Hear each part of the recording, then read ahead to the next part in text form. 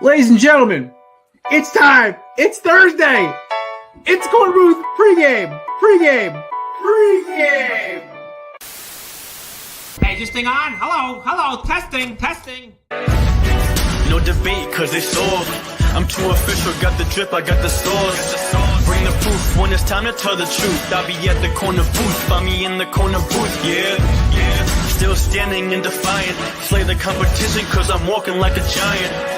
What's up, Twitter world? There's my little OJ. He's got an autographed OJ photo.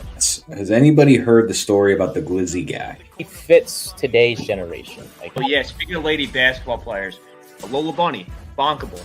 Yes or no?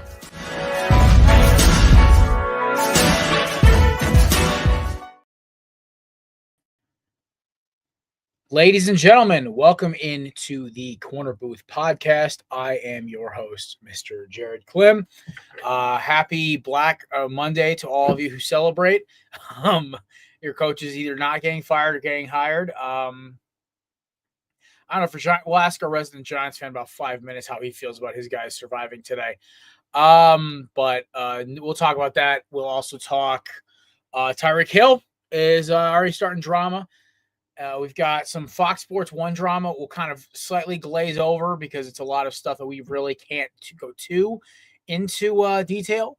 And then, of course, we have 1,000 football games to talk about because, one, the NFL playoffs have now been set. We know who's playing who. We also had the most wild college football New Year's Day I've ever seen. I think my wallet took a bigger hit than the SEC. We're not sure. Other than that, it's going to be a fun show today.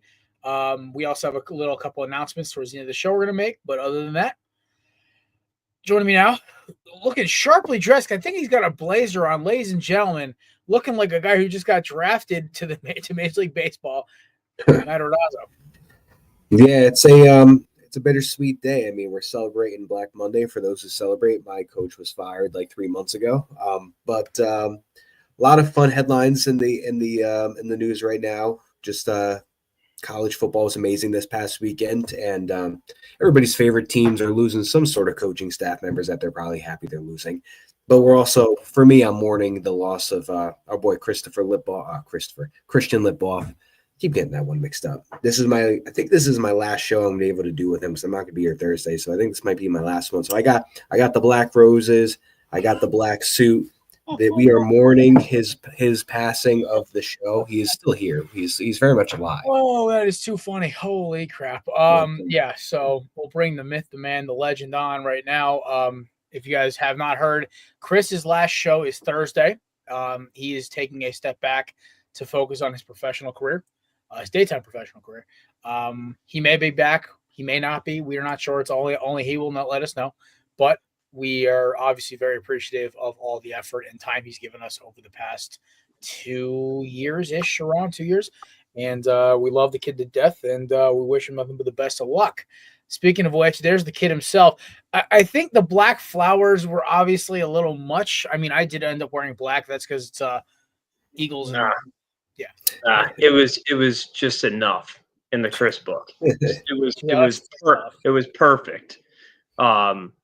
Yeah, I'm breaking news. Beep beep beep beep beep. Taking a step back for a little bit. I don't know if that's bigger news or Gerard Mayo getting fired in a year. This is all per Schefter for anybody wondering that Chris is leaving. Yeah, so Schefter literally is the one who broke it that Chris was dipping. So yeah, and we're actually the first ones to break the news, and then I think Schefter just plagiarized us like usual. So you heard it here first officially on Korner Booth. Yeah, I'm taking a step back for a little bit. It's upsetting, bittersweet. I love this group. I love where this group is heading. We got a good core of guys here, good guests like always. And I just got big screened. A sucker for the big screen. But yeah, I mean, it's been a fun year and a half. And hopefully in the future, things have changed and I come back and we kick back running again. But to everybody who's listened along the way, thank you for being here. Thank you for those who have stuck around, heard my terrible rants, heard my terrible jokes, and anybody who sent me to the penalty box, or I'm very thankful for those times too, because I donated that penalty box to Nate. And to anybody coming on Corner Booth in the future, you're gonna have a hell of a time with the guys. So very upset, but got a great group here, and I'm sure wherever the show goes, it's gonna be a hit. So that's all I got. I didn't write anything down. This is just right off the cloud. Hey, listen, that's how we appreciate the right off the cuff stuff. So thank you, buddy. I honestly think personally, you may be by far and away our best intern we ever had. Turned into one of the best co-hosts we ever had. Definitely the funniest. You've given us some of the most Hall of Fame moments of all time. For those of you who don't remember, still my all-time favorite Chris moment was started with the beef between him and Kelsey over Tulane versus Ole Miss. That's still running, by the way. That's not going to change. I'm going to write that on my tombstone. Oh yeah, I'm not expecting that to stop. Also, the time where he was doing all the stuff in the background. This was before Nate got here, and me and Kelsey and DJ were kind of busting his chops a little bit, and he's in the background. And we're like, Chris, can you count how many beers you've had on your hand? And he goes, nope. and I literally said point blank, this is the greatest intern we've ever had. He fits our culture perfectly. Yeah, I asked Mike right away. I told Mike when you hired me, I said, oh yeah, Jared hired me. He goes, figures. So I said, oh, how are we doing this? Do I get a player option? Do I get any sort of power? He said, who are you? I'm like, disregard it. Jared hired me. So I always remember the Flacco obsession when he hit the was it with the Browns last year? The whole the Joey Flack era started for you. It was I am gonna get like that elite poster. That's still the promise. Can I choose? I mean, obviously, guest or guest for Thursday, but can we get Kelsey on? I'm gonna issue an apology. Oh yeah, I'll make sure I will. Man, even if I have to go kidnap him from his apartment in Cleveland, we'll find a way to get him on. I'm gonna issue an apology for let's bury the hatchet for Tulane and Ole Hell, Miss. I might even have him fill in for Matt, so he's there for the whole show. I'm gonna be at my nephew's 1-year-old birthday that day on my phone watching this apology while he's opening presents with cake in my hand all at the same time. Yeah. Earbud trying to catch everything. So by the way, we have our winners for our Christmas giveaway. Do we get a drum roll? Congratulations to Hector and Kevin. Langley. Wow. Didn't see that comment. Yeah, nice. Hey, that'll be his wedding gift from the Korner Booth. So here's the problem. It's happened 2 years in a row now. It's a Cold Iron 427, whoever your name is. You win every single year on a giveaway, but you never let us know who your name is. So I'm literally just going to claim it as my burner. Every single year you lose. So congratulations to Nate and Kevin. So I was so this works out because my last time when I was at work last week, it might have been like Wednesday or Thursday. Somebody brought in a platter of raisins, to which I walked around and I said, "Does somebody hate us?" And they're like, "Why? What do you mean?" I was like, "Who would leave a platter full of boxes of raisins and say free for everybody?" Like that just tells me you think we all suck, like as coworkers. And then this guy proceeds to tell me, who sits right next to me, I have a high sugar content, so I brought those in because it's a safe snack or something like that. So then I felt bad because it was health reasons. Dan, what bar were you raised on? Holy smokes. So I will say raisins are definitely a snack where somebody gives it to me. I think they think very little of me, but goldfish I think is a classic. Goldfish is like a classic. Goldfish is a Hall of Fame. Oh, by the way, Boo, she agrees. She thinks goldfish is a classic, but raisins are for heathens. I went to BJ's. Everything's in bulk there. I saw one of those like big boxes of goldfish. I grabbed one of them. It's a 3-bagger. I have it in my cabinet. It was actually last night. I was watching the Sunday night game, and the most child thing I can do, I got into my white beater, no pants, and I filled up a solo cup full of goldfish, and I was just eating it out of the cup. Felt like I just got done the 9 to 5. It was beautiful. Especially to get the extra cheddar and all that stuff. Oh man. Oh yeah, dude. Oh yeah, any of the flavor blasted flavors are always amazing. dude. I made my mom get me the rainbow ones and the Rango flavors, the cheddar, but like they just look cool. That's awesome. This is a random question, but so I was a big cheese nips kid. I love Cheez-Its, but cheese nips and Cheez-Its, like I don't know, man. I was leaning towards cheese nips when I was younger. Dude, cheese nips. It's the same thing, just different packaging. Do you remember when but I don't know, man. It had that little bit of a different little cheese nip taste, and I don't know. Wild snack throwback here? I don't know if you guys had them, but they don't make them anymore. They used to have the pretzels. It'd be like a cracker, like just a cracker, not a cracker of the year. They put a pretzel inside the cracker. It'd be like a cracker pretzel. Not sure if you guys heard of it, but it was a sleeper snack back in the day. Stanley Smooth here said, I'm gonna have to say that's our friend Dan from Time to Beat. Yeah, I know. I've seen him. That guy rocks. I'm gonna have to say Chex Mix. I don't know if I'm putting it in the Hall of Fame. How about I think it's got it. Chex Mix has a Matt Ryan career. I don't think it's Hall of Fame, but it's very good. Solid. One time MVP never came won the big one. Once or twice. Don't you start growling at me, lady. My sister's freaking cat. She's driving me nuts today. But she won't leave me alone. But yet, if I stop paying attention to her, she's going to start growling. This is why Ghost is better than you. Well, that's you give Ghost to talk yet? Oh no, listen, she's older than Ghost, and they hate each other. These two. I'm more worried that I'm going to come home to find her. So I'm more worried that I'm going to come home to find her on the floor. You go away. Like you suck as a pet. You suck. Stop growling. You guys remember those Scooby Snacks gummies? Yes. Like those are good too. Dude, I used to get Scooby Snacks all the time, and graham cracker ones too. Yeah, I had those like the little dog bone shaped ones. Yeah, those are cool. Well, I had the fruit snacks, and apparently they took the flavor away from the blue one, the actual Scooby. Apparently they changed it, so that's on my hot seat is the Scooby Snacks because bring back the original ones. They're really good. Also Dungaroos.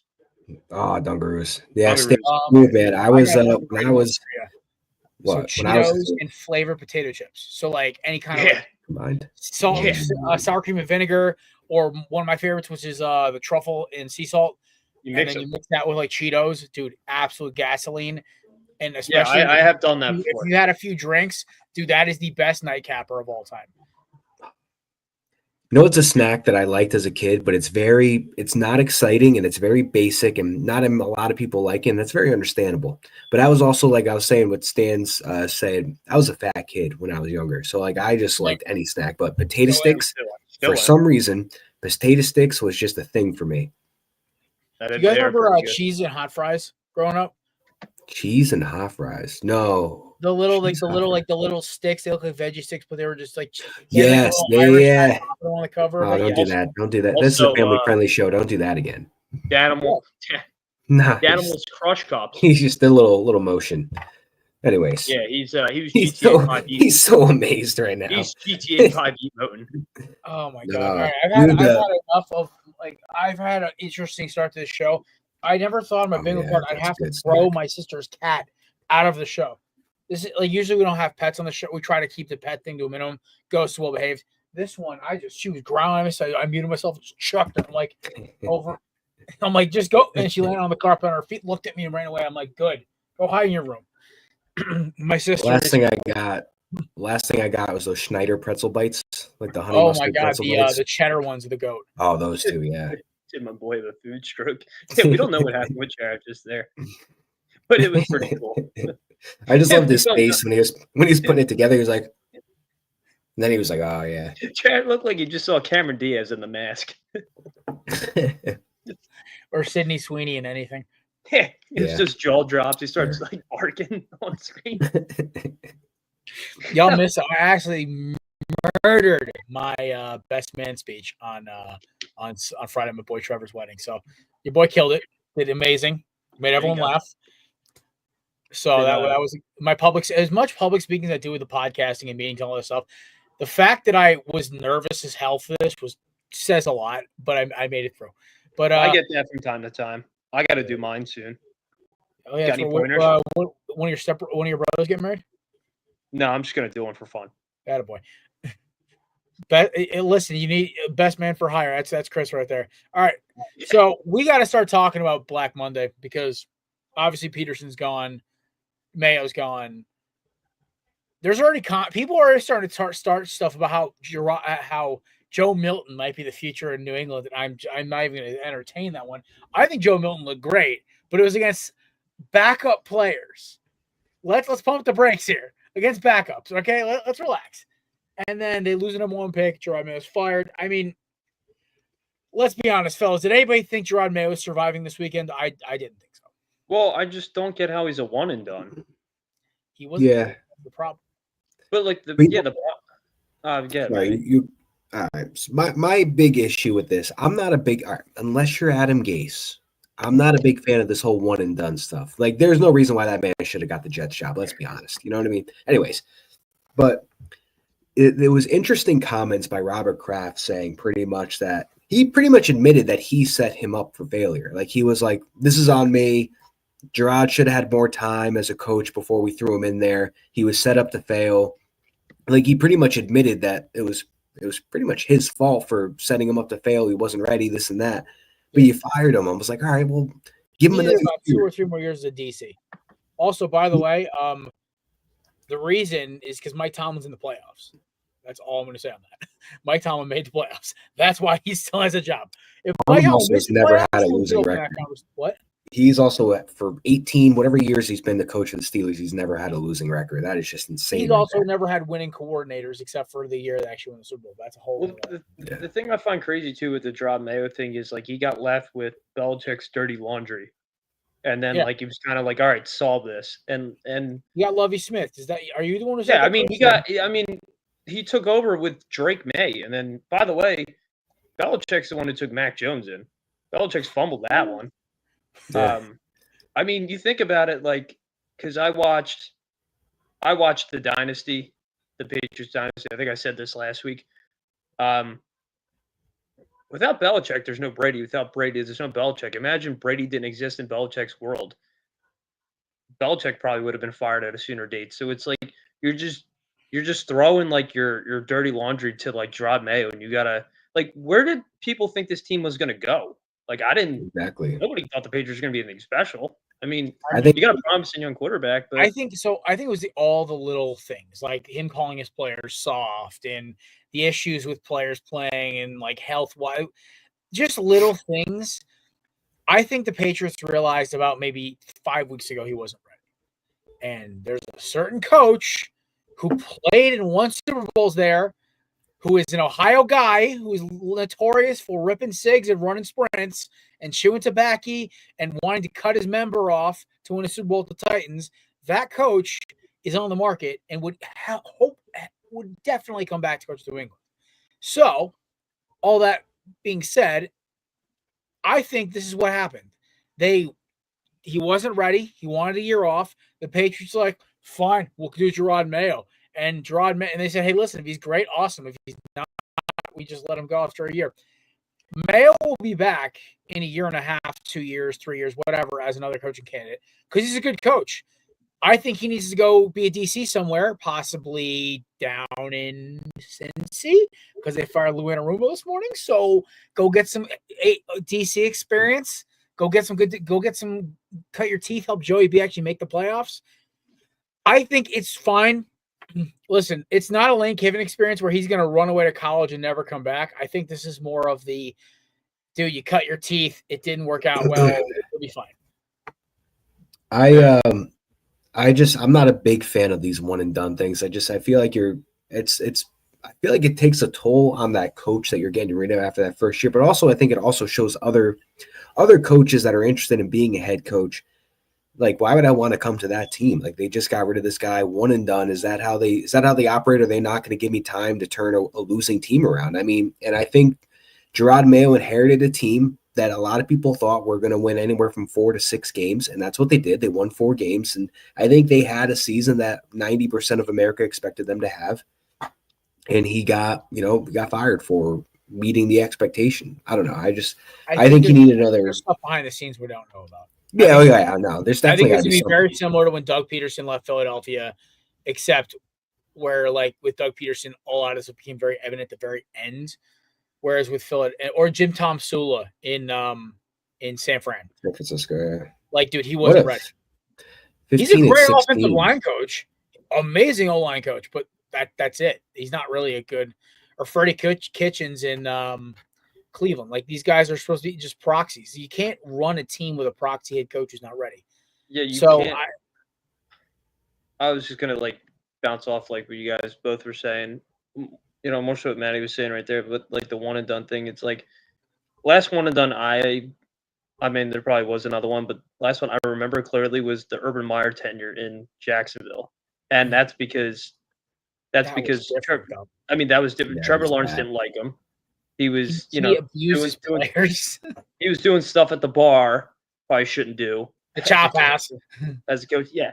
But it's just like, especially if you think about like people who want that Patriots job, say don't succeed in their first year, and like you got Robert Kraft coming out and saying this is the hardest thing I've ever had to do.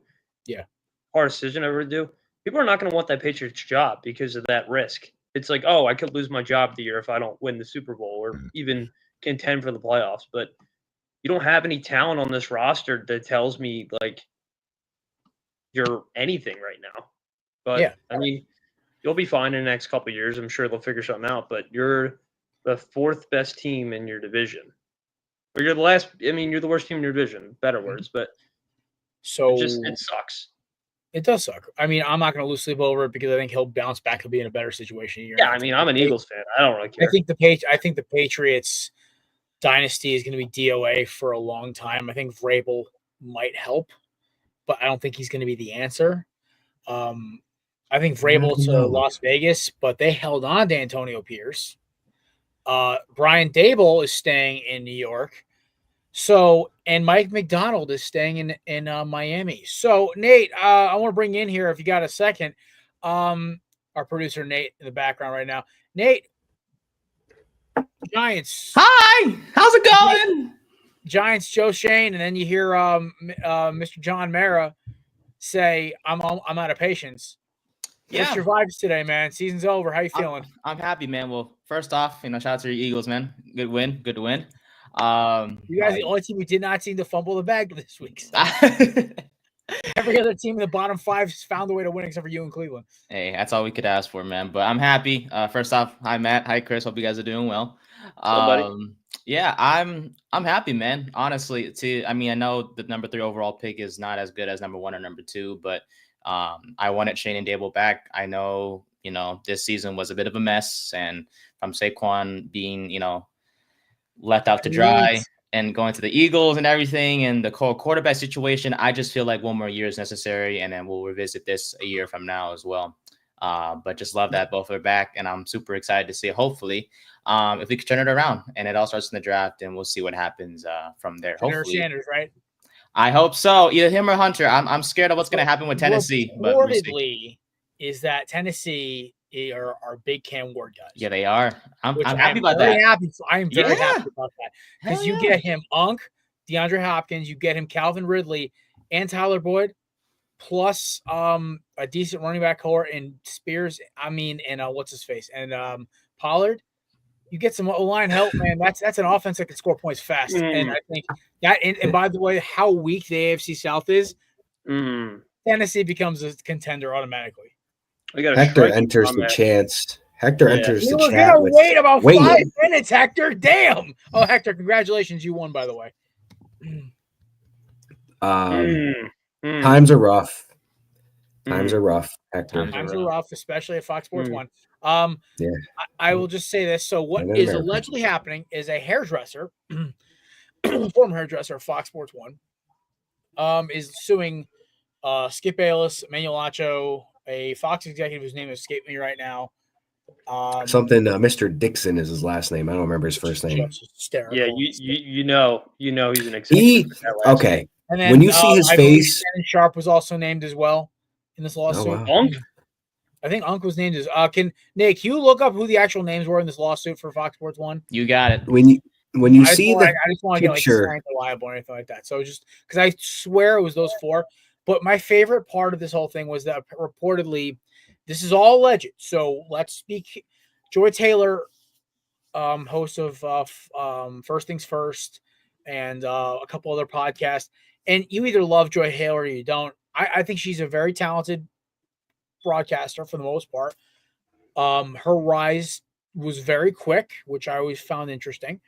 Possibly we know why not. I'm not sure. But one of the biggest things I thought about Joy Taylor was, okay, she's cool. Oh, she's Jason Taylor's sister. Jason Taylor, coach of Miami Hurricanes, former Pro Football Hall of Famer, former Jet, former Dolphin. I always kind of brushed it aside. Allegedly, she had relations with Acho and this Fox executive, which helped her promotion. That's what the lawsuit states. And and now her divorce makes a lot more sense to some people. I guess I don't know. This is all the stuff I'm reading on the internet right now. This is all alleged, once again. But right now, the memes on the internet, I will not show any of them. I will just say, if you want some entertainment, Twitter has delivered this morning. That basically says there's other dark stuff about this, about what if she ever got caught with this stuff that I'm not going to bring up on the show because it gets very political very fast. But so Nate, who are the guys named in this lawsuit? So it's Skip Bayless, Joy Taylor, Charlie Dixon, who's the executive vice president, and then Miss Faraji was the hairdresser that you're referring to, boss. Okay, so Shannon Sharp was not listed. No. Okay, good. So Unc, I apologize. Even though Unc got nailed by Dan Orlovsky today, which is hilarious, but that's a whole different clip. When you see the picture of that Dixon guy, you just know, just by the look of his face, you know that she was not messing around with him because she thought he was cute. No. Yeah, but this is you can tell very well. This lawsuit has come out, and it's so crazy. And so I found this. I don't know what you guys' opinion on Joy Taylor was. I always didn't mind her, but I hated her takes. Almost came off as a little bit. I don't know. Like she had biases towards certain players, like more than a Bayless or a Cowherd would. Where like her hatred of the Philadelphia Eagles over the last 8 years is hilarious with her takes. And then she'd like, oh, Dak Prescott. And it's like, that always bugged me. But I don't know. Joy Taylor, like, it always seemed like she was moving up every time I saw her. Like, oh, she was Colin's assistant. And then, oh, she's got her own show. Yeah, Hector says it best. Like, her rise and her actual amount of honor, talent, like, Colin Cowherd's first co-host, Christina Leahy, I think her name was. She was great. Christina Leahy. She was awesome. I liked her a lot. Who's the guy that he has now? Tiny dude with a really annoying voice. He does the bets. He does the bets show. I can't remember his name right now. But anyway, he's not terrible. But Joy Taylor was always kind of just, I'm like, how is she getting all these gigs, man? Like, this is crazy. So if this is all not true, this is unfortunate that all this came to light. If it is true, wow. Right now this is all alleged. It's just in a lawsuit. We don't know when anything's happening. But that was the big breaking news, Hector. Thank you for bringing this up, and congratulations once again on winning our gift card giveaway. You and Kevin from Tailgate the Quad are both our winners. So there you go. I thought she was a good balance between the animation of the show. Like there was just a lot of times there'd just be a lot of yelling, a lot of people talking over each other. And I thought she was good with just kind of bringing everybody back in. I don't know. It was just one of those things where I just never really paid attention to the fact that she was getting a little more prominent. But I mean, this comes out and it's like, holy crap! But and then it's like a glass shatter moment. Like, oh, I mean, if this is true, this makes a lot of sense. But it's like, I mean, I didn't think she wasn't talented enough. Like, there's way less talented people in sports media who have gotten ridiculous amounts of promotions, and you're thinking who do they have dirt on? How they keep getting promoted? And that's guys, girls, does not matter. It's a very simple, or whose last name do they have? It's the nature of the beast. But I think this whole Joy, it kind of shocked me a little bit. I was reading it, I thought this was a joke. I was like, this is a joke, right? Like this is Antonio Brown being Antonio. No, this is a real lawsuit. Okay. I feel bad for the women in the sports industry because, Me too. I mean, let's be honest, like the sports industry it's very much male dominated, but that doesn't mean that you can't have like highly credited, knowledgeable female analysts on shows. Like there are women out there that know a lot about sports and a lot more than men know about sports. And I feel bad because something like this comes out and I feel like it just puts a bad taste in the mouth of everybody that maybe sees now a female analyst on a panel. But I just hope that that doesn't discredit any, because there are a lot of hardworking people out there that do fight for their positions and have great knowledge of the sport, and a lot of them are female, and I just want to applaud those, because I don't want this Joy Taylor incident to discredit anybody out there that's actually grinding the way that they are to get to the top. Like one of the ones I actually do like is, and not just because she's an Eagles fan, but Erin Dolan, ESPN for ESPN Bets. I actually enjoy her content. She's actually good. I like her stuff. Cynthia Freeland over at NFL Network. As much as the numbers kind of scare me how they go with these bets and with these picks, she's great. The girl who hosts, I cannot pronounce her last name to save my life. She replaced Kay Adams at the Cat. Oh yeah. See, on Good Morning Football, right? She's Good Morning Football. Yeah, Jamie, whatever her name is. She's the Vikings. She's great too. I love her energy. She's awesome. She's great. Kay Adams is great too. Adams is great too. Annie Agar, there's another one. Like came out of nowhere. Like talented women in the sports industry are a necessary thing. I do like Kimberly Martin too. I know not everybody feels the same way, but the girl who's on ESPN, Josina Anderson's awesome. Who's the girl on ESPN for basketball?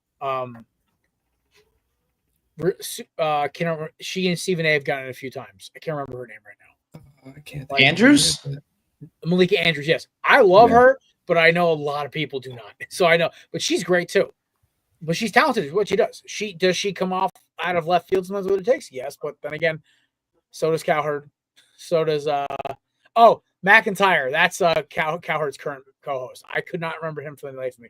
Jason McIntyre. Anyway, all right, moving on. We got a thousand things to talk about still. Tyreek Hill.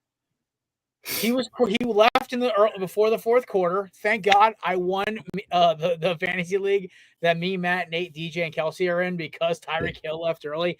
God bless. Oh, and Brock Bowers garbage time touchdown kind of sealed it for me. But Chrissy, Tyreek says he wants out, brother. He says he's just done. He's got a couple more years left on his Dolphins contract. I'll start reaction to this, and where do you think he's going to end up? I weirdly think if I had to pick a destination for him, I think he goes back to Kansas City. I don't know. It's going to have to be a trade, right? They have to. Yeah, it's got to be a trade. They have. Yeah, but he. I mean, I don't know how much leverage he's going to have there, but he. I think he tells himself every now and then, like, why did I come here and leave Kansas City? I knew Kansas City wasn't going to pay him, but he left the winning culture for the money, and now it's kind of, it's showing. I mean, if you want to connect another player, Jalen Ramsey came out and said the same thing. I'm out too. I think he put like a whole paragraph. My ears. Like I think his contract's up though. Nate, can you find out how many years Ramsey and Tyreek have in their deals? Yeah, Hill has until he resigned for the team until 2026. He's got a year plus. Yeah, that's a tradable contract. I mean, the only reason why Ramsey's got 1 year or less left on his deal, so that's a movable deal as well. I could see. Yeah, Nate, give me a thumbs up. Oh, wait, no. Nate's got something different. What's up? Potential out in 2026, but his contract officially expires in 28. But so the team can release 28? Mm-hmm. Damn, I forgot how long that deal was. All right, really locked in. Yeah, but the thing is, you can move Ramsey's deal too. It's not really like it's a big issue. Like, I guarantee there is going to be a team who can take a guy who is still a top 10, top 15 corner. I forgot about him, honestly. I did. Injuries, I think, right? I could see Hill going out west. Like, some teams that pop. See, I was just about to say, some teams that pop in my mind would be the Chargers. Imagine him with a big arm guy like Justin Herbert.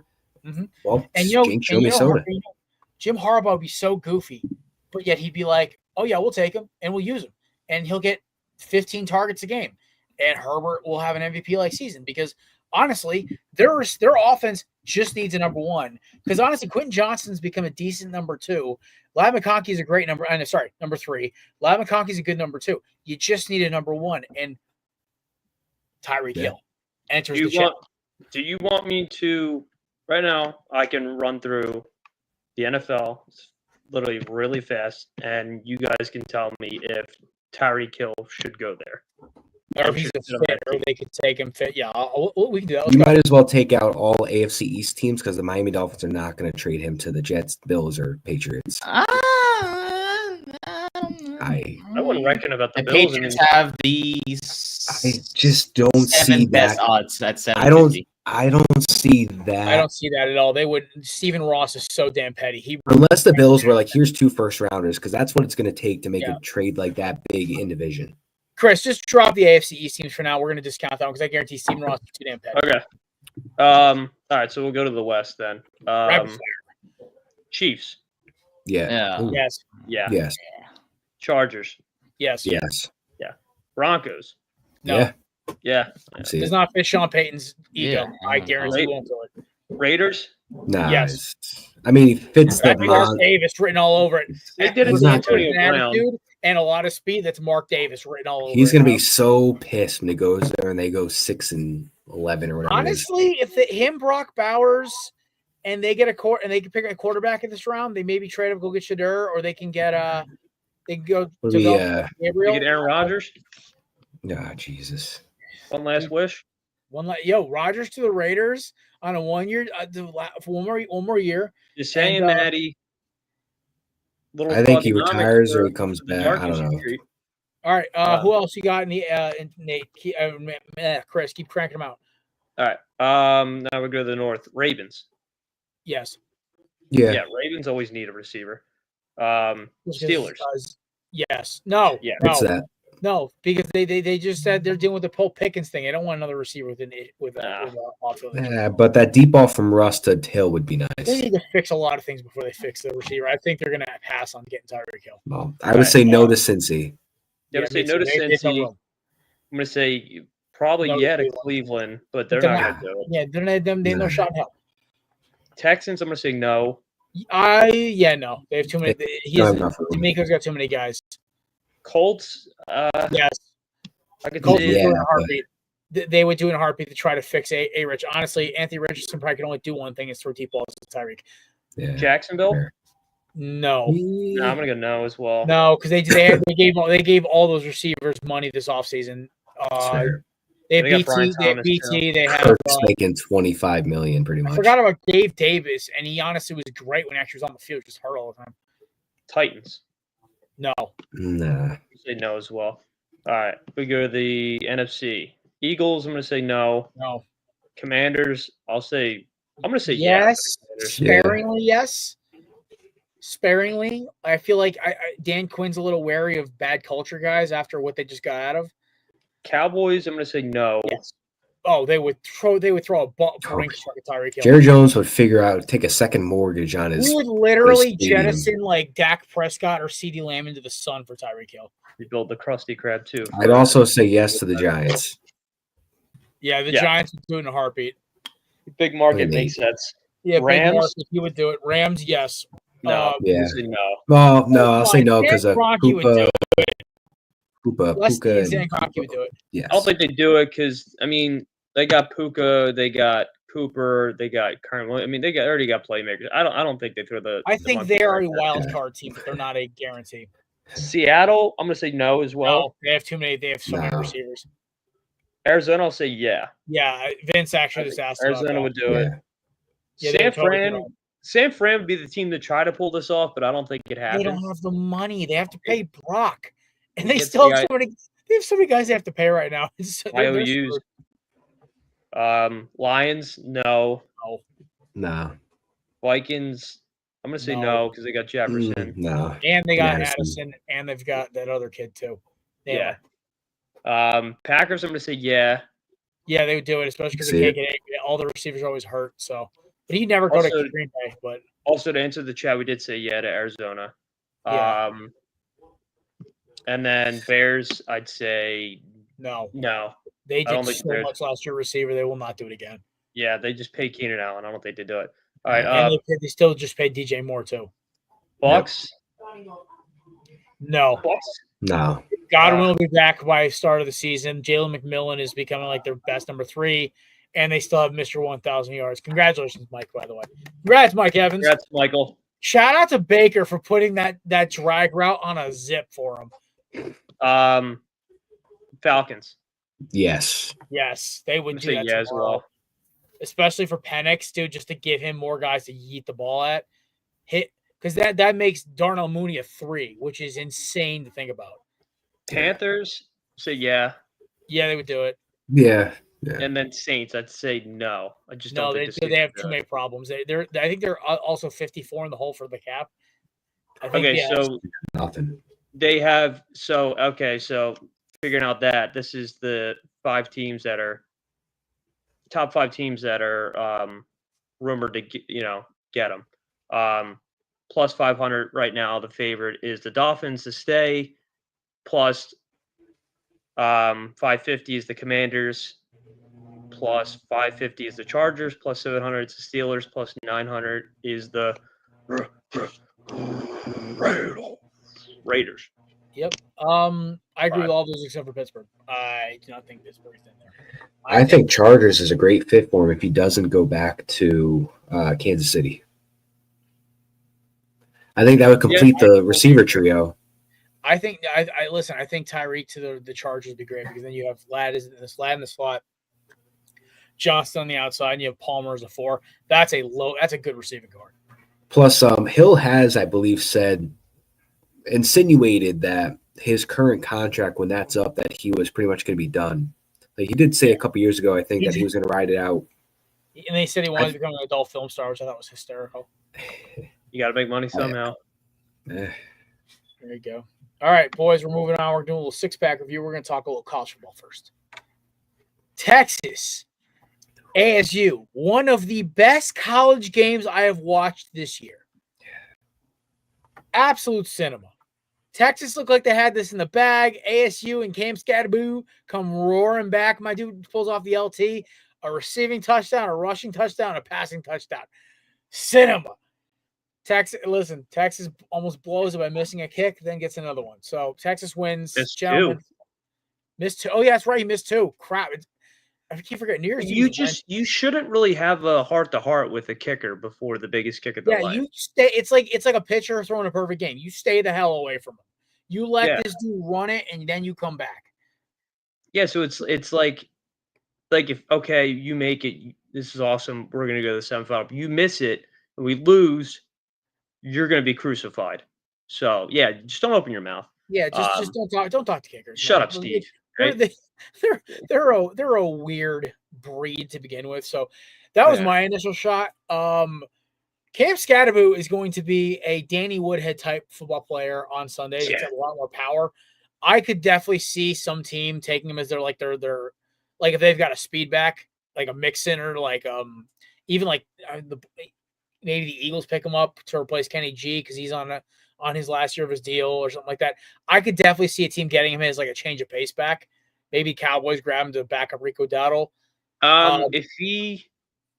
I'll say this because I saw he wants to go to the Cowboys or the Chiefs. Oh God, I could see. Yeah, I saw that video. I was pissed. Because Checo is not a bad combination. I know. That's if they bring back Kareem Hunt too. Because Kareem Hunt's, Hunt's on a 1-year deal. I don't think they're gonna bring him back. Kareem Hunt seems like a Jacksonville Jaguar to me next year. He's like a rental everywhere. He's just like a good hey, listen, our running back's out for 6 weeks. I mean, the Chargers are gonna collect running backs too. Kareem could go to Los Angeles. That's true. I would. Is he declared this year, Scatterboo? I think he's a senior. So, okay. Nate, can you look up if Scatterboo's a senior? If he's declared for the draft or anything? Because if he's a junior, hasn't declared yet, maybe we'll not talk about this. But I think ASU should be proud. Dude, they gave Texas a run. They were projected to go last. And they Ted Lassoed this, Chris. They Ted Lassoed it. So I think ASU deserves a lot of credit. They played great. They didn't quit. They need a more diverse offense. But I think ASU should be proud of how Texas should be terrified to play Ohio State next week. Well, He's a senior. He's a senior, so he will be declaring. Look what happens when Texas can't run the ball. Happened twice against Georgia. Like when they can't run against ASU in the second half. When they can't run the ball, it comes up to Ewers, and Ewers had besides that overtime, he had a really bad second half. Dude, he was electric in overtime. That he kid was great in overtime. Something snapped in his head. He's like, bingo, I got this. Dude, if they lost that game, dude, it would have been his head. Well, here's the thing. It's like he's gone out of Texas regardless. Dude, I don't unless he good. No, you're up first. I saw a mystery team is going to pay him like $6 million to stay for another year in college. I can give you one of the three teams it's going to be. It's either Oregon, Ohio State, or I was thinking it's a Big Ten team too. I'm like Dylan Gabriel's leaving. Will Howard Oregon? The reason I said that those three schools, all three have boosters that are billionaires. So Miami has 2 or 3 that are billionaires. Ohio State's got like 3 or 4, and Oregon's got Phil Knight. Unless it's Michigan State, because Magic Johnson did say he has unlimited NIL to offer for a quarterback for Michigan State. But I'm only keeping Miami's hand in the ring there because they don't have a quarterback yet. Also, they're a run-heavy team, which would be great for Ewers. Oh, and they have a bunch of returning weapons that are transferring in or coming back from last year. And you get to play in a conference where he doesn't have to deal with let's be honest, the ACC is a garbage conference. So brand exposure too, man. White quarterbacks win at the U. It's what happens. Yeah, I would say my horn status for Texas is about the middle. I'm like middle. Yeah, dude. I'm not even like a Texas fan, and I just see like, dude, Ewers just gets in his head a lot, and then he just has really bad reads. He needs a new change of scenery. I don't think it's Ohio State. He would not go back. I don't think he'd go back. I think he would go to Oregon. Oregon makes a ton of sense to me, but I don't know if he fits their system. But Dan Lanning will make it work. So I don't know, but we'll see. It's going to be an interesting offseason either way. But some quick breaking news: the Colts have just fired their defensive coordinator Gus Bradley. There's a shot. No Shane Steichen though. No, Shane Steichen survives. That culture is so crappy. McAfee hit it on the head. Bobby Okereke walking over and shaking an empty McAfee's box or Zaire Franklin, whoever the hell it was. Okay, yeah, because Bobby Okereke is on. He's mine. Yeah, congratulations. He missed the playoffs too. But yeah, Zaire Franklin over shaking the empty box that was Pat McAfee's. I don't know. That whole situation, the Colts, and maybe we can ask DJ about this hopefully on Thursday, but like, dude, I do not get it. I don't know why Jim Irsay's hanging on for dear life. They need to blow this up. I'm talking Did you see what he was riding out of the elevator with? It was looked like a treadmill / scooter. I don't even know what universe this machine it came from. I can send you guys the video, but it was weird. I don't know. All right, we do have to move on. But that's all I got. Yeah, that's all. That's all you got. Okay. Oh wait, yeah. Matt. I'll just send you the video. Yeah, when we're done. Right, send the video. Do you guys remember when Jim Irsay wasn't going to pay Jonathan Taylor, but he paid like $20 million to get that whale shipped out of wherever it was, and then it died? Oh my god! I forgot about that. Dude, he was. Oh wait, that's right. He was clown of the week for like a month and a half straight. I had to bring it up. About that. Dude, I had to bring it up. Dude, yeah, Mario Cristobal had to knock him off. He was clown of the week for almost an entire offseason. Yeah. Dude, millionaires with unnecessary purchases are the best. Oh my god! All right. Speaking of the Ohio State University and Oregon, this game annoyed the hell out of me. I was so angry and disappointed. I had such high hopes for Oregon. I was so mad at Oregon. I played them in my online dynasty with my friends the next day. I ran the score up on them because I was so mad. I was like, how do you come out this flat? And then, of course, I say the wrong thing, and a certain friend of our show decides to unload on me in the group chat, even though my take was not off. Oregon looked like they got punched in the mouth and did not know how to recover. Yeah. Ohio State nailed him 3 or 4 times. They had no answer for Jeremiah Smith, who's phenomenal. The fact that he was a Miami commit and flipped to Ohio State kills me. 2, I look at this entire game and I'm just like, you saw Oregon start to put up a fight around halftime. They got a score. They got another score right after the break. I'm like, oh, maybe we got a comeback. Maybe this is the Ohio State choke job we've been waiting for. And then they let Ohio State go right down the field and score again. And I'm just like, ugh. And I at that point, I think I just put the game on mute and was playing Call of Duty with a couple of my friends on New Year's. I was like, this is a joke. I was testing my college experience and watching it. I watched the broadcast, but then I watched it on the Skycast. I tell you what, dude, when you watch it on the Skycast, it's a different feeling. Like the camera, obviously the camera bounces all over the field, but you just hear the Jumbotron announcer during the game, like, you ready to rock? Like, it's just like, dude. I really want to go see a game at the Rose Bowl. That's on my bucket. I do too. I've been to UCLA. Cool story. I did see Chip Kelly. I actually did see Chip Kelly Did you there. kick him down a flight of stairs? No, I was far away. I tried to put a bear trap outside the stadium. Maybe step on or something, get stuck. So he couldn't coach. Yeah, I hate that dude. But yeah, I went UCLA's campus is so cool, dude. Yeah, I've seen photos before. Yeah, I have a couple of friends right there. You complimenting California? California colleges. Let's not push it. Cool. Your state is still the most beautiful state, run by the biggest idiots in the world. Yay. Hey, I'm not the one who has to pay taxes there. That's true. That's just me. That's the reason the Giants didn't get Corbin Burns. It was the freaking taxes. That's true. Yeah.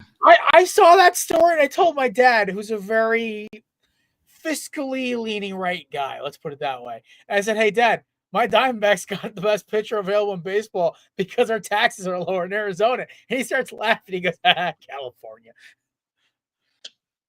Yeah, so Oregon just looked soft, man. I couldn't find a way to deal with it. Oh, I mean, screw the committee because the committee set them up. Screwed Oregon too. The whole setup was terrible. Screwed them. How does Penn State get SMU and Boise State, and Oregon has to come out of the gate and just play Ohio State?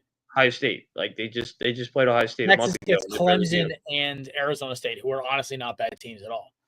Yeah, I just don't. I don't get it. I think it's. I think the committee's definitely. I think the committee's pro James Franklin. We have to get this guy to the national championship. But if it's against Ohio State, let's count your flowers. It's over. I have a weird. So there's rumors already. I can't remember the name of the creator I saw this, but apparently there's rumors. I think Brett McMurphy tweeted it out. Actually, they're already talking about changing the seating for next year because this was a complete failure. The amount of backlash they caught from putting teams like Indiana in automatically set them up for failure. And then 2, you have all the number 1 seeds go down the same weekend because of these bye weeks. Bad idea. So there's a war going on right now.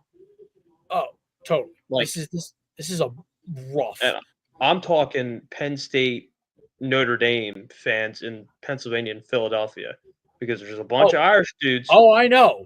I have a bunch of friends from Philadelphia. I know there's a lot of people, dude. I can't have this during the week of the Eagles playoffs. I don't care about either of these teams. I don't care.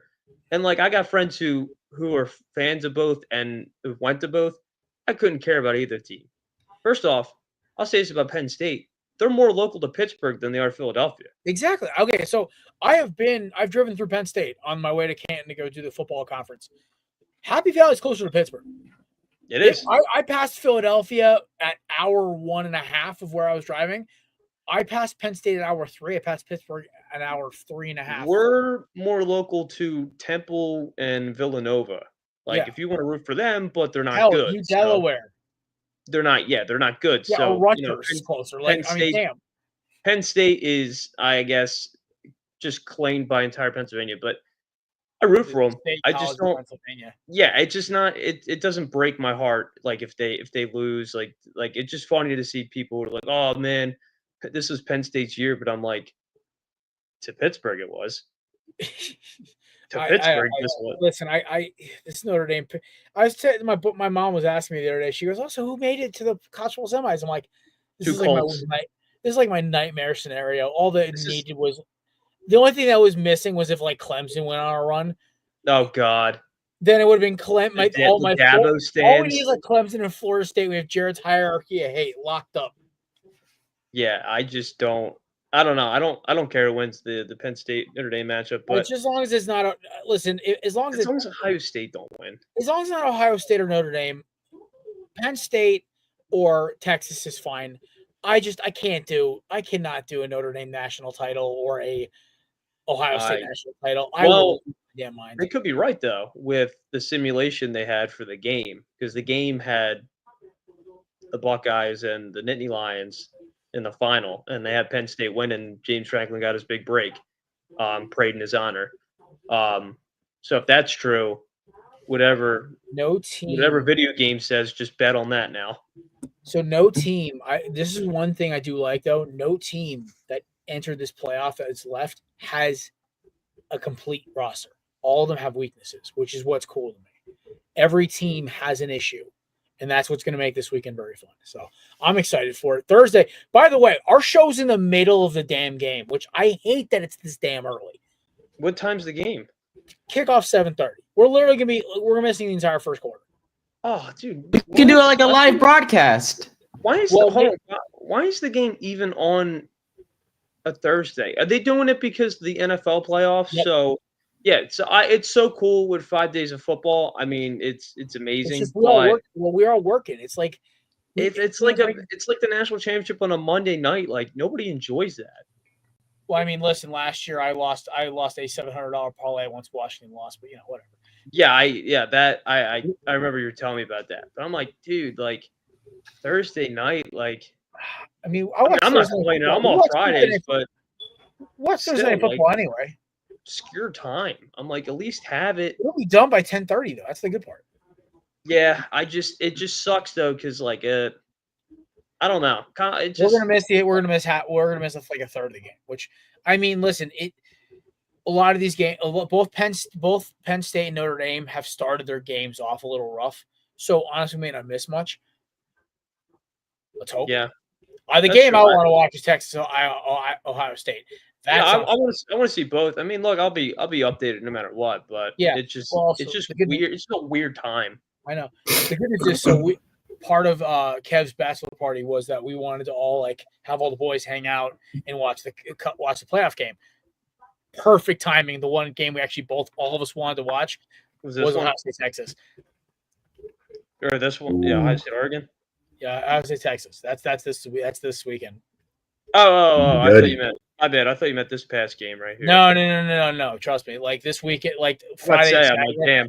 Thursday, I didn't even get to watch any of the Penn State. The Notre Dame Georgia game. I had to watch the highlights because I was at a rehearsal dinner the entire time. I caught, dude. Tell you, Skycast is. Yeah. The excitement's not there, dude. But like, if you're chilling, dude, Skycast is unreal. So I'll say this because that's the next thing we're talking about is the Thursday game, dude. Notre Dame just came out and just punched Georgia. It looked like Georgia was missing a brain cell. They looked like they weren't nothing was connecting, and Notre Dame was just playing good enough where they didn't make mistakes. From what I saw from the recap and stuff like that. So you guys watched the game more than I did because of course I was stuck at a rehearsal dinner.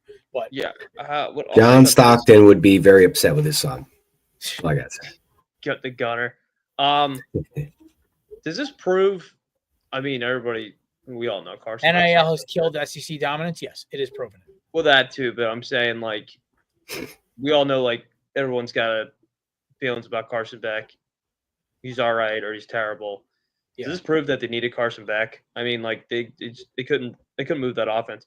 Also, shout out to that kid, the walk-on corner who interrupted the ref, costed them a 15-yard penalty. So that was a table turner right there. That was why the fact The fact that people are blaming him, and actually, I watched the replay. Listen, they're gonna remember him in like 50 years. Well, they're gonna blame him for it because that's how Georgia operates. But let's be honest, Kirby got out coached, dude. I'm sorry. Kirby's not a good coach. Yeah, like His he got national titles. Like, he had 18 pro players on it, Chris. It was like Larry Coker coaching Miami.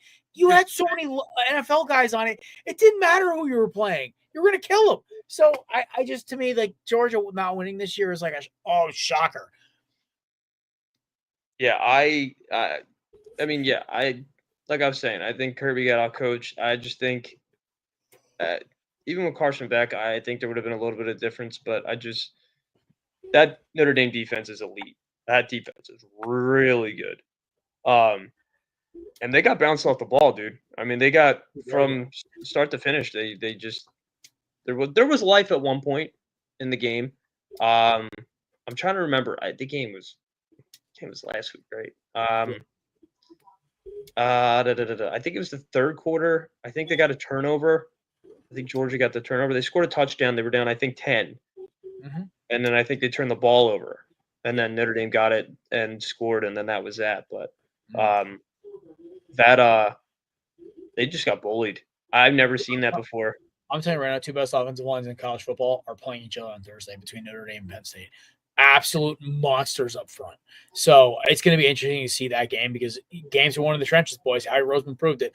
Mr. Nathan, when you have a moment, we are 2 weeks behind on standings for. Yes. Remember, Chris was given 3 points for winning our fantasy championship. I was given 2 for coming in second place. Correct. So I got my new laptop today. So you like it? I do. I look much better. I feel like, not that I'm handsome, but I think my camera. You're handsome. Oh, you're handsome. That's some Squidward. I appreciate you. I think so too. I appreciate you. But so the standings will be released, or I will have it ready by tomorrow. Dude, Wednesday's fine too. There's no rush on this because we'll do show drop tomorrow. We'll do standings Wednesday. You got it. Well, did Maddie declare? This is all I see when I see Nate on his new laptop. Handsome. So Maddie has not technically won yet because I believe he had a 500 week this week. I had a really bad week. Yeah, I had a really bad week. Matters, we all have bombed the last 2 weeks. I picked Georgia and Oregon, so I had a really bad week. Same. Yeah, same. We clean swept on some bad ones. So I think fantasy's my only hit. Yeah, fantasy is the only thing that's literally like keeping me and Chris in this race right now. But yeah, no, and also this week is crazy because remember NFL playoff games were worth double, so I think you get a max of like 12 points this week or something like that. Something insane. Because remember, we're picking all 6 wildcard games. Is there upsets and gimmies this week? Yes. Actually. I'll have the rules. I'll have the rules ready. Okay. Because it gets a little dicey. Okay. I was like, if you want me to if we want to do like upsets and gimmies, we could throw like a basketball one in there. Well, the thing is, I think you're gonna have to stick with whatever's in the 8. That's the thing. I think we might have to just throw upsets and gimmies out the window, so it might just be worth 2 or worth 0. Because I'm looking, it'll depend on how the lines. I'll check the lines on Wednesday. I'll give you guys a ruling because I want to be fair. Because like obviously we can't all fight over the same upset because that's like going to defeat the point. So if you want to pick 3 upsets in a row and you nail all 3, you get 6 points. If you miss all 3, you get 0. That's kind of how it goes. I don't know. We'll figure it out. But all right, we got one more college game, and then we got some NFL ones. We'll get out of here. So this one was quick. This is quick and easy. Ashley Janty ran for 100 yards, but it was the ugliest 100 yards ever had in his life. Penn State's offensive line and defensive line dominated the point of attack. That's all I have on this. Drew Aller would be the best quarterback in this draft if he declared. But if he stays, he'll still be a top quarterback next year. I think he's going to be a highly sought after. Shador. I don't think he's better than Cam Ward. Well, yeah, I mean, I think he would go top 10 in the first round. Oh yeah, no, he would easily be drafted if he goes in the first round. But Adler's probably. I think the Jets would take him at 7 if they're smart and let him sit behind Tyrod or Aaron Rodgers for however long. But the Jets aren't smart. He'll start day 1. No, we're not. No. I'm smart. They're not. Yeah, But I am also not a 15, 17-year-old kid basing Madden ratings off of who we shouldn't. that's name still fucking the greatest thing I've ever heard.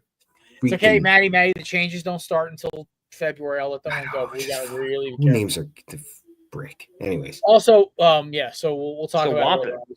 Also, we'll talk about it later. But like, we'll be able to bleep those out, so you're okay. Ooh. So Wampin. It'll just mean more effort for me and Nate. So it's not. I don't want me and Nate being up till 1 o'clock in the morning because Matt dropped 3 F-bombs because the Jets screwed up for agency. Okay. Wait. Why doesn't Aller want to declare again? He's good, isn't he? Because it's the NIL. It's the NIL. Money, man. You're telling me, because here's the thing: is like Penn State's got a big donor base, and you're telling me he can forego going to one of the guard. Because let's be honest, the draft top 10 this year, there's no Philadelphia's, Baltimore's. The only like decent organization is really the New York Giants, and that's me stretching that here when it comes to continuity. The rest of them in that top 10 are all dumpster fires. This is one of the very rare years where the NFL, the top 10 draft picks, are the 10 worst run teams in the league. That's the problem. And this is why a lot of these quarterbacks are like, Cam Ward can't stay in another year. Wait, question. What if Ward goes to Cleveland? You would be unhappy, right? I would pray for him, but I know Stefanski would at least run the ball enough where he wouldn't die. I feel bad though for him to go from I'd Miami rather him go to Cleveland than go to New York Giants. Oh, come on. It's bet. Okay, I tried. You better hope he goes to Tennessee. I don't want to, drag it too long. I want him to go to Tennessee. I will be dancing. I will do cartwheels if he gets drafted by Tennessee. Would you get a Titans jersey? Ooh. No. Why the not? only Titans jersey I ever thought about getting was Chris Johnson back in the day. CJ2K. Won me a fantasy league. Jets great. I actually just bought great. I bought my favorite non-Eagle currently in the NFL, not Flacco. Everyone's going to think it's Flacco. But other non-Eagle who's been on my fantasy team for the past 2 years has been an absolute bucket. He's in the playoffs. He's in the NFC. If I give you guys a hint, I want to throw out the team. Where do you go to school? Notre Dame. Rager? No. Sorry. I knew it was wrong when I said it. I just had to say it. Offense, right? On offense? He's on offense. Notre Dame. In the playoffs. Yeah, not going to tell you the position, though. Kyron Williams. No, what the fudge? He went to Notre Dame? Notre Dame running back. Notre Dame. What the fuck? The second he said NFC, and I'm like, offense. Wait, you said, who is it? Kyron Williams. He's won me. You definitely said former Eagle, right? No. He said favorite non-Eagle. Favorite non-Eagle. I'm thinking. Chris has my favorite. Chris, do you have a St. Brown jersey that you have, or no? You have Megatron. Megatron. Yeah, that was back in the day. St. Brown is my favorite. St. Brown is my favorite. I love St. Brown. All I heard was favorite and Eagle, and I only thought of Eagles people. Also, I'll throw another like non-Eagle that I love is Njoku. That's for obvious connections.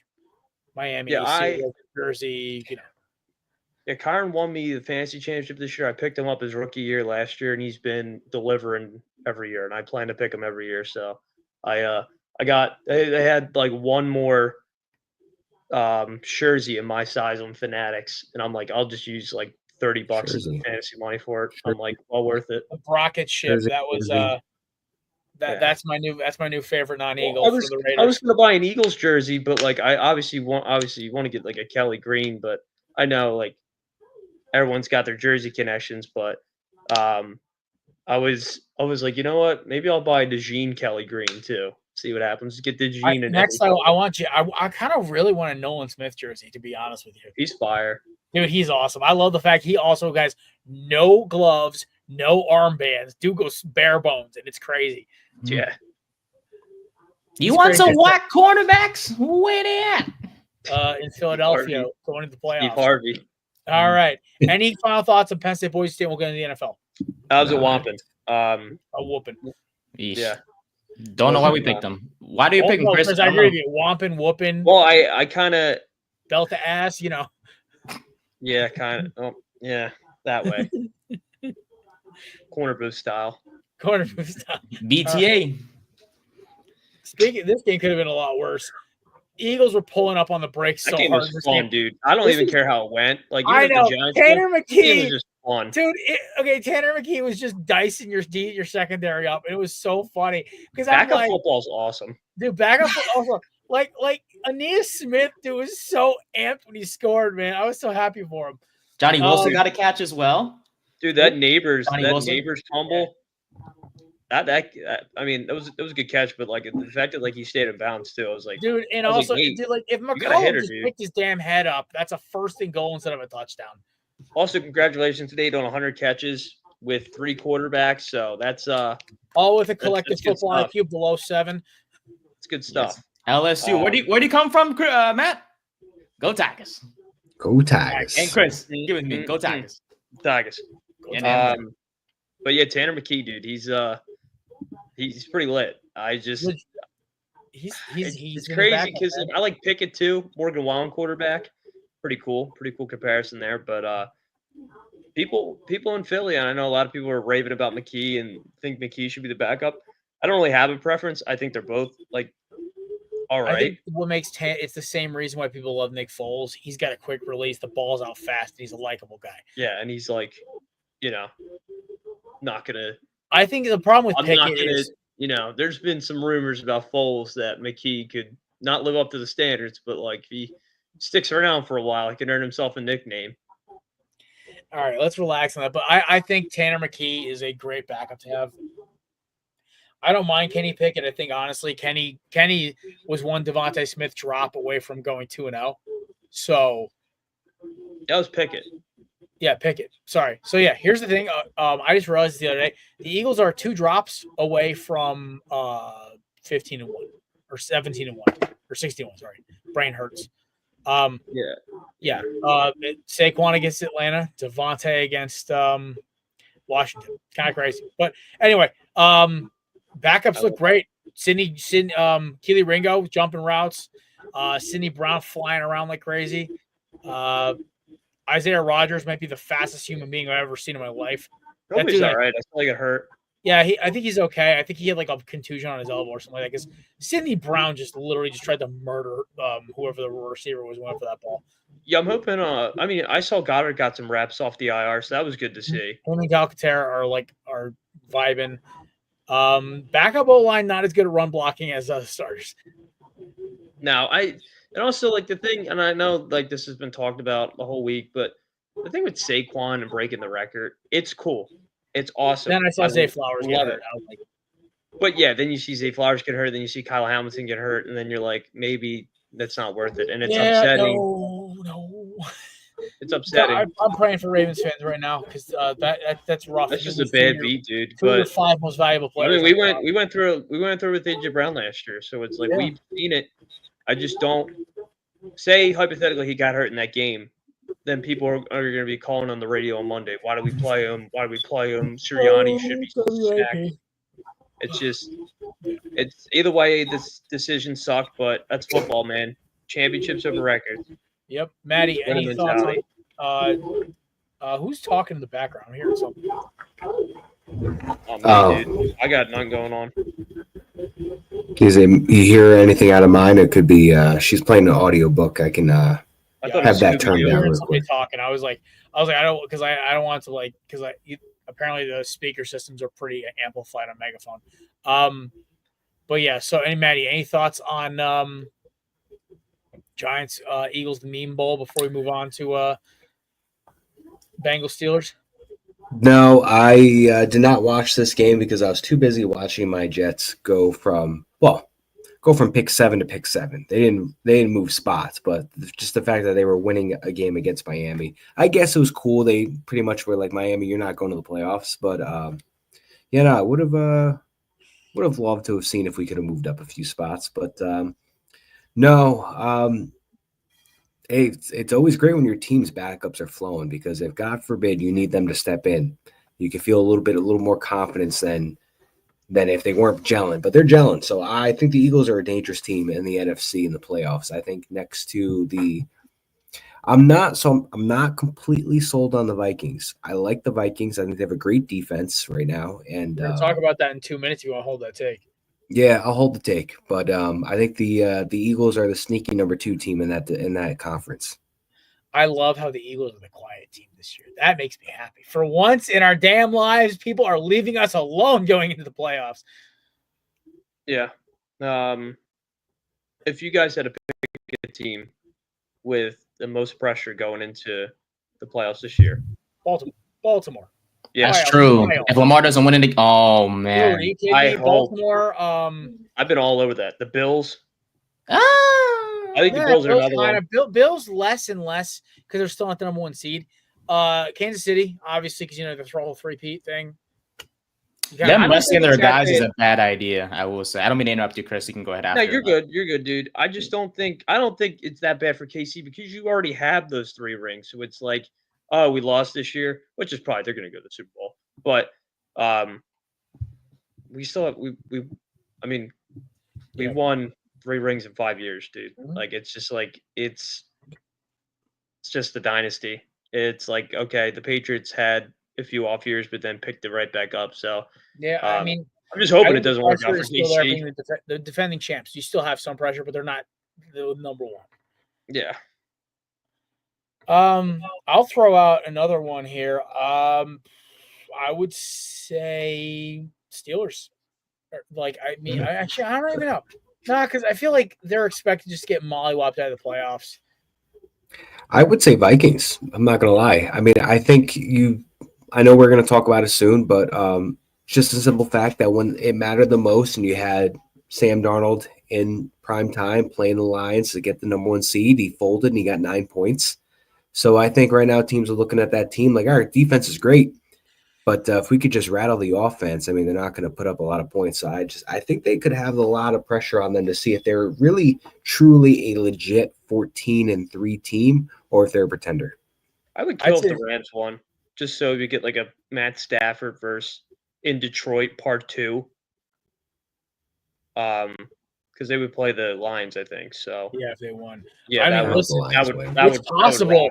Listen, McVay's going to be game planning. But, Nate, you brought up a point just now about KC. What is it, 21, 24 days off, depending on what the scheduling is? That's correct. A lot of rest. I mean, if anybody can figure it out, it's them. But remember, that happened in 2022 with and they almost lost to Jacksonville. They needed like a miracle comeback to come back against Jacksonville. So, I mean, it's a possibility, man. Yeah, and I don't mean to compare the two, but look at the college teams, where all the teams that got the bye week. I mean, pro's not a prepare better, but I do see your point. It's very weird, similar, right? Yeah. This is why I'm kind of like I'm happy. Everyone's like, "Oh, Jalen's gonna be rusty." I'm like, "Yeah, probably first drive against the Packers, he'll probably be a little off. Timing's gonna be weird because he's been basically on the shelf for 2.5 weeks. But he'll hand off to Saquon 3 times. Hopefully, we're in the end zone." So, I'm saying 3 weeks. Yeah, or 4. See? It could be worse. All right, Bengals Steelers. I'll make this one easy and quick. Bengals fought their heart out. They are not a playoff team. This game, if they really were a playoff team, they would have BTA'd the Steelers up and down the field because the Steelers have quit. They are going to be a first-round exit. I think Baltimore run them off the field. The Steelers accomplished what they needed to, which was to just not have another above 500 season for Mike Thomas. So they accomplished that. They were 10-3, and now they're on I believe, a 4-game losing streak, 10-7. It just looks like the life is just pulled right out of them. Maybe they can get it going in the playoffs. I think they needed this win badly going into the playoffs to have some sort of momentum. Right now, it just feels like the light has just gone out for them. And I agree. I don't know if they're going to make it past the first round. There's just nothing from them that have shown me over the last 4 or 5 weeks that they are going to make it deep in the playoffs. And I know I was a big Steelers guy. I mean, earlier in the year, I said, I think the Steelers are a dark horse team to knock the Chiefs off in the playoffs. And I really thought that because the defense was clicking, the offense was clicking. They look like a very good team that puts up just enough points to win the games because the defense is lights out.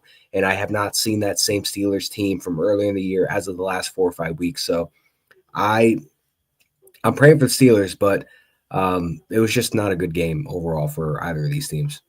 Yeah, I think it comes down to I just think their whole method, once people started figuring out their defense, And you know, it's really funny. We talked about that 3-game stretch where they played 3 teams in 11 days and they lost all 3. I think the Eagles kind of gave everyone a blueprint how to beat them. You run the football, you put your best blocker on TJ Watt, and you just run, you go, and that's it. I mean, the Bengals really didn't have that option. They basically had to rely on Jamar Chase to do everything, but, you know, still. The offense, they're not on the same page. I don't know how the hell they're going to do the whole Pickens thing. Russ is looking like an average quarterback again. So that's all I got in this game, honestly. Bengals are a better team than Pittsburgh, but Bengals lost too many games early. That's why Pittsburgh made the playoffs. They did. I mean, they'd be in the playoffs if McPherson hit. And they called a PI on Kansas City. They're literally 2 missed field goals and a bad call for being like 11-7. Yeah, Joe Burrow had one of the greatest years for a quarterback to not make the playoffs. Also, Jamar Chase had 1,700 yards, an unreal year. Probably his best year in his short tenure so far in the NFL. Yeah. And the crazy thing is, they were like, "Who's the last receiver to win the Triple Crown and not make the playoffs?" And Dan Orlovsky goes, "Your brother, to Shannon Sharp." And Shannon Sharp feels like, "Oh, it's crazy." It sucks because the reason they didn't make the playoffs was that, and also their defense is awful. You know, that speakeasy bartender of a quarterback. Pre-game, Carson Wentz. You've seen the outfit, right? He had okay. For anybody who's never been a part of the Carson Wentz experience, I can tell you how it is. A healthy Carson Wentz, MVP, looking great, and then the new age Carson Wentz is hold on to the ball, sacked, 5-yard pass, the Carson Wentz drive. And Carson Wentz like off his back foot across his body, 40 yards. Yeah, just like acrobat throws, or just he'll throw it right to a defensive back. So, me and Jared are original survivors of the Carson OG Wentz survivors. So we are here at Korner Booth extending you let me down. Help to anybody who's been through the Carson Wentz experience. You can be on Colts the show. Fans, Commanders fans, Commanders fans, and Chiefs fans. Now Chiefs fans for a game. And Rams fans. Yeah, and Rams. Forgot about that one. But actually, 1-0 is a Ram. Yeah, he went out in a bang. 0-1 is beat Sam Darnold. Chief, so he's what 500 all time between those two teams. But I'll say this for the Bengals' sake, it sucks. It just sucks because like I saw Joey B posted on Instagram, he's like, year 5 in the books. Sorry to all that, you can't see more. And it's like, damn, like, feel for Cincinnati because there's a lot of expectations for Cincinnati going this year, but that defense just needs defense, brother. Listen, you reap what you sow. They couldn't stop anybody in some of these games. They couldn't stop anything. I mean, they couldn't stop a fly. It sucks, but get a new coordinator, get some things figured out. Chase Brown's a good little running back to have, man. It's like they have some. I think Higgins stays. I honestly. I think he's gone. He wants that money. I think he's. They'll draft somebody in the 2nd or 3rd round. They might get like he's got such a good connection with Burrow. But I'll say this: it's like you get a couple decent pieces. You improve to a decent defense. This team's really good. So yeah, I mean, there's brighter days for Cincinnati, even though they don't really have much in history. But they got a good look. They got a good core here. Yeah, Maddie, any thoughts last minute on Steelers Vikings? Steelers Bengals. Nah, I said all my pieces on that one. Also, Maddie, quick thing. John Cena farewell tour starts tonight. Oh, it's a great thing that you just mentioned that, Chris, because I had the belt ready to go. John Cena's farewell tour starts tonight, 8 p.m. on Netflix. Raw goes Netflix. You can't see me. It's live. It's gonna be crazy. And let's go. This is longtime WWE fans. This is, I know for my sake too. It's upsetting. But John Cena had a hell of a tenure. Now he's gonna go act his way into fame and fortune. Yeah, I would love for him to replicate like the Marine again. What a movie! Or 12 rounds. 12 rounds was out of this world good for a WWE budget film. I heard he buzzed his hair again. Did he? Yeah, I heard. He We'll better, see dude. tonight. He had the bald spot rocking last WrestleMania, dude. I wasn't. I can't do no Just for Men John Cena. Just for Men, John. Yeah, technically it's called Rogaine John Cena. Just for Men's for the dyed hair. Oh yeah, my bad. Mixed hair products. But yeah, he needs to go back to the buzz. Military cuts where he's at. Military jorts and like a Cubs jersey with a backwards hat. OG John Cena. There you go. All right. Vikings, Lions. Speaking of belt to ass. Woo! This is bad. Yeah. Okay. I feel really bad for my father. He's actually currently staying at the hospital still with the mom. So I felt really bad. He's like, "Hey, how are the Vikings doing?" I'm like, "I don't have the heart to tell you, man. I'm sorry." Just a butt whooping. Jameer Gibbs was just all over the damn field. Knuckles just goes off. No, he's Sonic. Knuckles is on the bench still. I thought no, Knuckles is the power. Sonic is the speed. Yeah, I thought that was Jameer Gibbs is the fast one. Oh, I thought Knuckles was Jameer Gibbs and nope. You sure about that? I am sure. I know my Sonic characters, but I do too. Trust me, Jameer Gibbs is Sonic. I want to do some extensive research. Yeah, because I'm like, that would make no sense because Knuckles is the So power. Who's Tails? Jared Goff?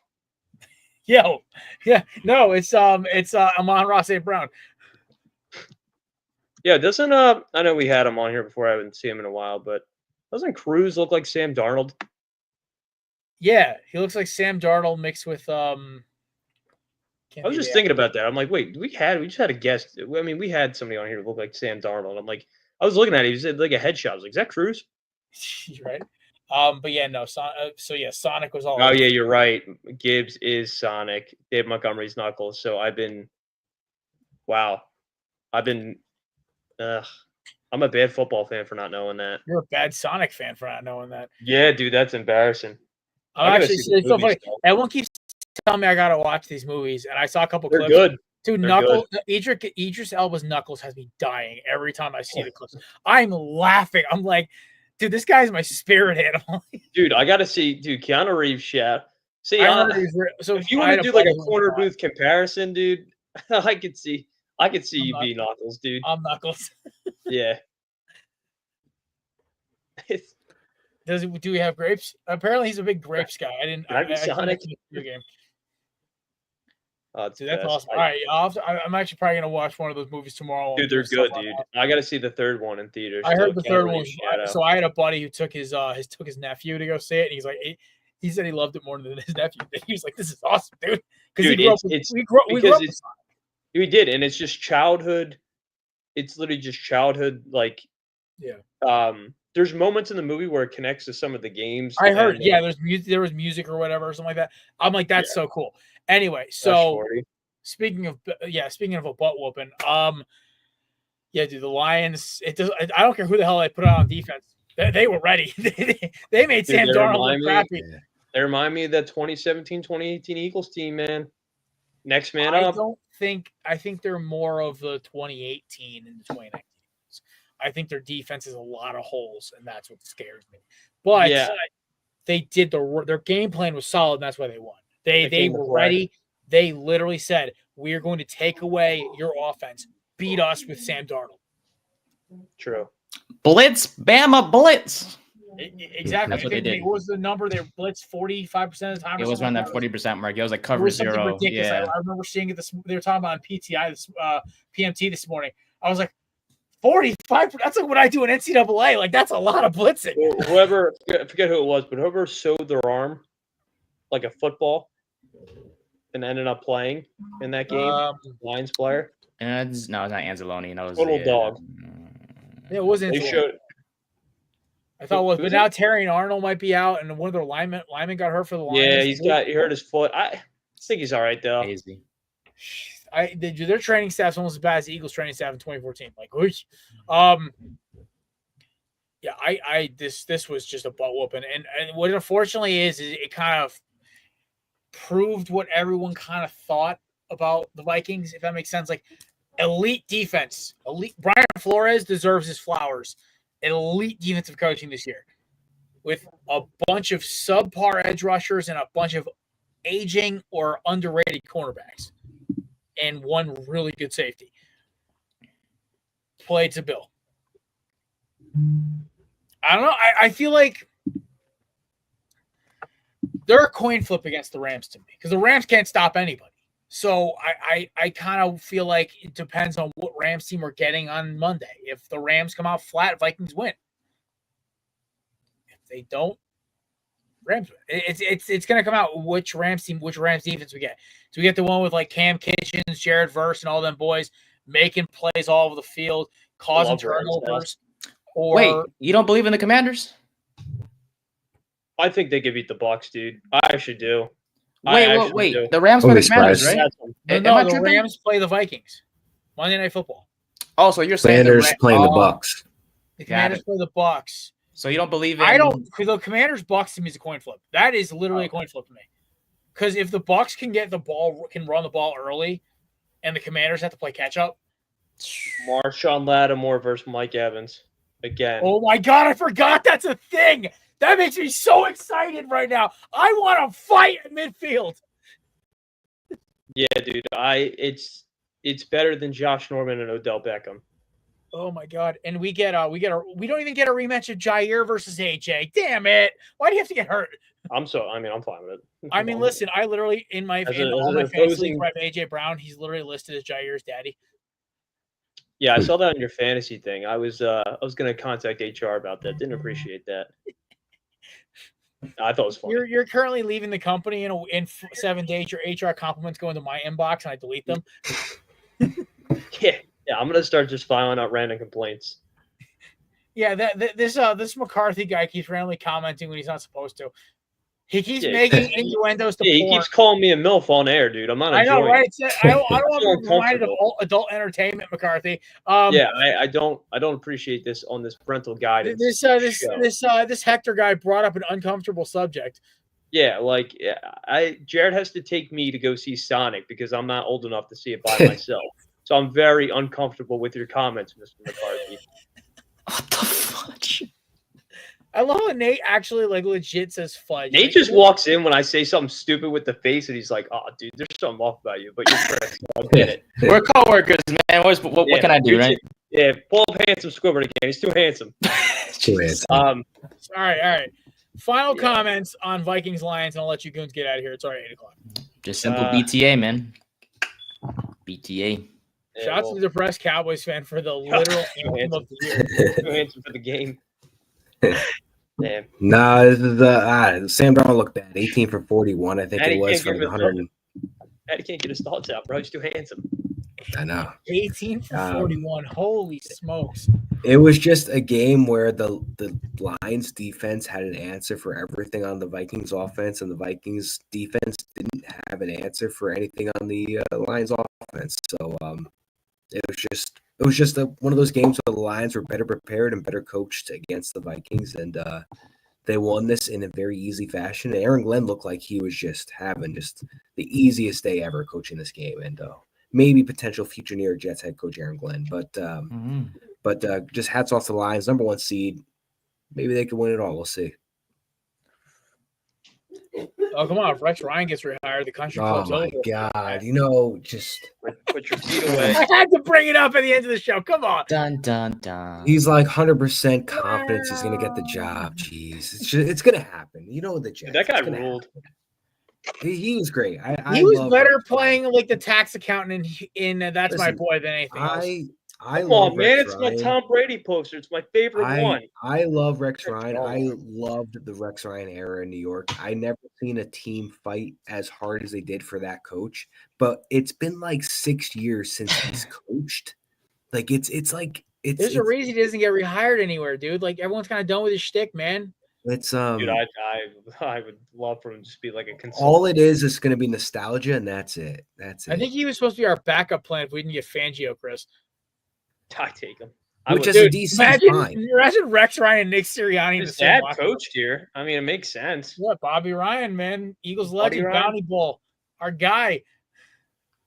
Buddy B. If Ryan gets hired, I wish we could play the Curb Your Enthusiasm. Imagine Rex Ryan and Nick Sirianni in the same locker room. Yeah. Oh, all you God. need is like who's like the most out of control offensive coordinator, like verbiage wise, like just a character. Like Bill O'Brien. I'm trying to not Bill O'Brien. I think like who's like an out of control like OC who like just stop talking. It's gotta be like a former head coach. I'm trying to think. It's like we need like if we wanted to assemble the Avengers of the most irritating coordinators and coaches, it'd be Sirianni leading the way. Rex Ryan is a DC, and then Joe Judge. No, we need some for special teams. Sure. Oh right, offense. Oh, Dable is OC. That would be the most irritating coaching staff of all time. Oh my God! Or if you need a backup at DC, get McDoofus from Buffalo. Names 3 Italian guys. Oh my God! All right, ladies and gentlemen, that wraps up for the Korner Booth podcast. Announcement. In the next couple of weeks, we will announce our actual date for it, but we will no longer be streaming this show live on our YouTube. This will be uploaded the following morning to the Belly Up Sports YouTube. The link will be shared out. Don't worry, we are still streaming this live on Instagram and Twitter, and soon the Korner Booth or Facebook or Belly Up Facebook. We haven't decided that one yet.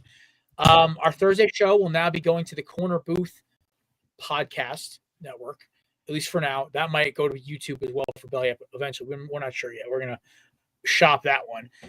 That will also go live on all of Korner Booth social media as well. So the only thing that's changing is this show on YouTube will be uploaded to the Belly Up YouTube page, where the link will be shared out by me, Chris, me, Nate, or Matt. And then it'll be edited. There'll be better captions, all that other stuff. So it'll be a finished show you can watch. We'll probably release it roughly around the same. So we'll kind of, it'll be up at some point. So you'll still be able to watch it on a Tuesday, listen to whatever.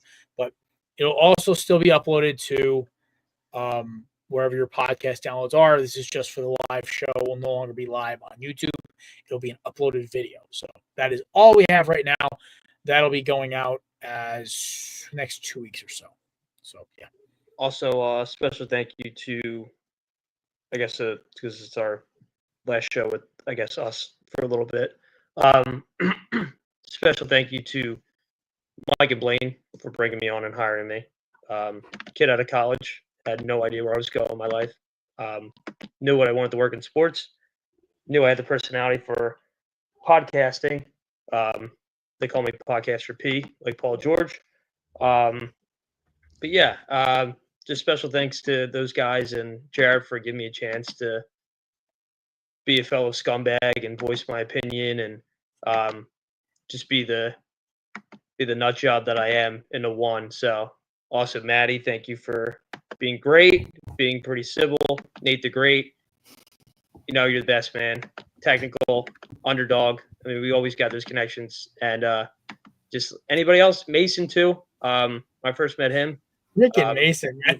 Really cool cat. Miss Mason, definitely do. But yeah, you know, thank you everybody who listened and joined along the way. So yeah, man. Listen, it's been a ride with you the past 2 seasons, or no, sorry, 3 seasons. Now this is the end of the season. Season 12 ends Super Bowl Monday, so you won't be there for the last couple shows, but we'll still obviously be thinking about you. If you'd like to still text in your picks, you're more than welcome to stay in the picks competition for the jersey. Because obviously Matt's we're still in there. But man, it's been a ride with you, man. We appreciate you. Thank you for helping out the podcast and being obviously the GOAT of interns we've ever had. And kind of being comedic relief we've needed on this show for years. Anytime, man. Just glad to be here. Yeah, man. Well, listen, we'll try to give you a proper send-off for your last Korner Booth pregame on Thursday. And ladies and gentlemen, shout out to our sponsors. Candidates, promo code BELLYUP20 for 20% off your purchase at checkout. A lot of new flavors are dropping, especially with their 5x strength CBD pouches. Check them out; they're very good. SeatGeek promo code Life Sports for $20 off your first purchase at checkout. Remember, it's your first, not your second, not your first with a new email. And last but not least, Righteous Felon, official sponsor of Nate's Penalty Box and the Korner Booth podcast. Promo code BellyUp for 15% off your purchase at checkout. You better watch out because Matt might eat your package before it gets there. Ladies and gentlemen, my name is Jared. I came out really badly. We appreciate you guys for coming on and listening, commenting. Shout out to Nate and Kevin. Sorry, not Nate and Kevin. Hector and Kevin. God, I'm all those. Hector and Kevin for winning our gift card giveaway. Gentlemen, I will contact you both next 24 hours to get email addresses to send your digital gift cards.